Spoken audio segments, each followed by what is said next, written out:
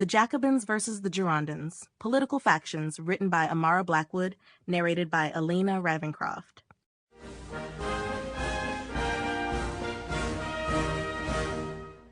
Chapter 1: Origins of the Jacobins and Girondins. The Jacobins and Girondins were two of the most influential political factions during the French Revolution, each representing different visions for the future of France.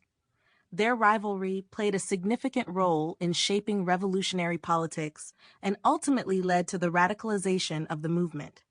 While both groups initially sought to overthrow the monarchy and establish a republic, their ideological differences and approaches to governance placed them on a collision course.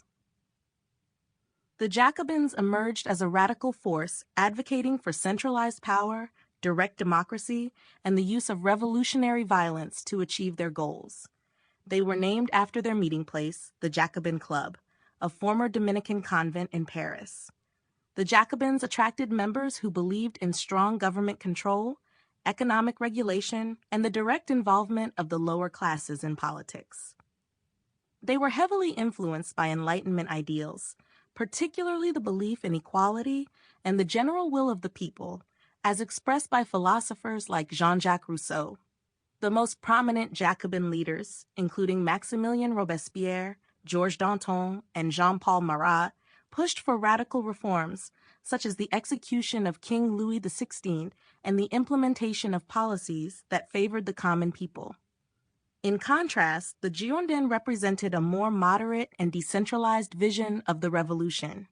Many of their members came from the Gironde region, giving the faction its name, and they were often associated with the provincial bourgeoisie. The Girondins supported a constitutional monarchy in the early stages of the revolution, but later advocated for a republican form of government with more power distributed among local authorities rather than concentrated in Paris. They were wary of the growing influence of the Parisian radicals and sought to prevent mob rule and excessive government control. Leaders such as Jacques-Pierre Brissot, Pierre Vergniaud, and Jean-Marie Roland believed in economic liberalism and opposed the extreme measures championed by the Jacobins. The rivalry between these factions intensified as France faced internal strife and external threats. While both supported revolutionary change, their differences in governance, economic policy, and attitudes toward popular violence created a deep divide. The Jacobins sought swift, decisive action to defend the revolution, while the Girondins urged caution and legal frameworks. This division became more pronounced. Sample complete. Ready to continue?